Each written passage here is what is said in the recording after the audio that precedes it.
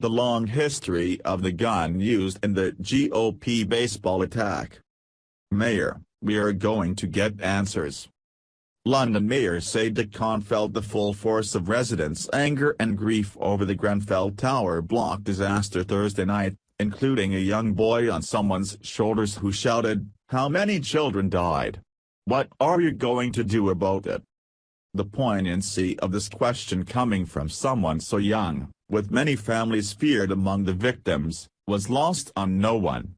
The mayor told the boy, "I know you're angry and we're going to get answers," but this reassurance did not stop other residents, angry over the disaster itself and problems over coordination of the relief effort, heckling as the mayor tried to speak. Despite the angry confrontation, at least Khan met residents face-to-face, unlike British Prime Minister Theresa May, who was criticised for making a private visit to the scene Thursday, meeting only police officers and firefighters. On Friday, May's office announced she would be visiting victims in a nearby hospital. The mayor's response, to keep talking to Londoners even in the face of anger, is in keeping with the man who has shared in the city's many traumas over the past few months. Within hours of the devastating tower fire in West London on Wednesday, Khan was due to attend a ceremony to mark the reopening of Borough Market, the site of the terrorist attack just 11 days earlier. The event was intended to be one of unity and defiance against the attackers who murdered 8 people in the food market and on nearby London Bridge. Instead, the occasion took on a renewed sense of sadness as the blaze at the tower block still raged a few miles away.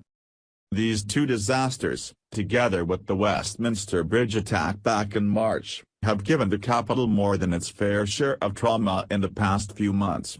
For Khan, they have contributed towards a testing first year in office. The mayor had been woken up by senior City Hall and fire officials in the early hours of the morning to be told that an uncontrollable fire was ripping through the 24-story Grenfell Tower in North Kensington. He tweeted shortly afterward that a major incident had been declared. He was briefed by the city's Gold Command, the highest level of police and emergency service officials.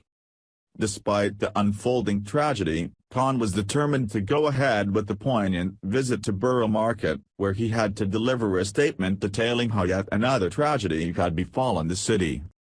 His response was more personal than political. He spoke of how he was truly devastated to see the horrific scenes of the major fire at Grenfell Tower in Kensington. Visiting the scene of the fire after the Borough Market ceremony, there was anger in Khan's comments too, saying he would demand questions were answered at how the tragedy could have happened. His emotional response underscores how Khan is seen as a Londoner first, politician second. Khan was born and raised in London, growing up in Tooting, in the south of the city, to bus driver and seamstress parents who had emigrated from Pakistan. His first home, where he lived with his parents and 7 siblings, was a modest 3-bedroom council flat in a community not dissimilar to the neighborhood where the fire struck. His mayoral campaign of 2016, which followed 11 years as an MP including several as a minister in the last Labour government, was built on addressing inequality and uniting different communities in the city. Khan, London's first ethnic minority mayor, has a down-to-earth style, which helped him win the most votes any individual politician in the UK has ever received. His low-key style contrasts sharply with his predecessor, now Foreign Secretary Boris Johnson, whose flamboyance and humour always prompted doubts over whether he was a serious enough politician to oversee a city in tough times. It turns out he didn't need to. While Johnson had the 2012 Olympics and Queen's Diamond Jubilee in his city, Khan's first year has been overshadowed by more tragedy than in Johnson's 8 years in office. A month after Khan's election, the UK voted for Brexit, and during his first year there have been fears over how London will change once the country leaves the EU, particularly its financial sector, heavily dependent on trade with Europe. As a Londoner and as the city's first Muslim mayor, Khan has been able to provide a unifying voice in the aftermath of each of these tragedies. Addressing a vigil held after the London Bridge attack, the mayor gave a powerful speech denouncing the attackers, saying, "As a proud and patriotic British Muslim I say this, you do not commit these disgusting acts in my name. Your perverse ideology has nothing to do with the true values of Islam. You will never succeed in dividing our city." And after the Grenfell Tower fire, Khan will be able to provide an important link between a community angry at being neglected and those in positions of power. After the London Bridge attack earlier this month, Khan tried to reassure Londoners that, despite some media reports, the city was not reeling or under siege, and said there was no reason to be alarmed by increased police presence.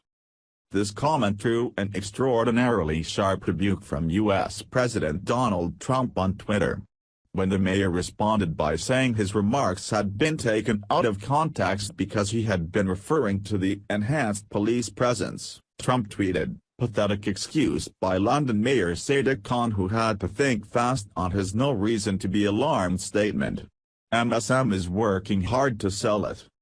Their feud escalated when Khan said the UK should not roll out the red carpet for President Trump, which may have contributed to the White House reportedly delaying a forthcoming state visit, a report the administration has denied.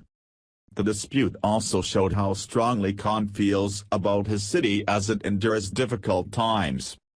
Thank you for listening.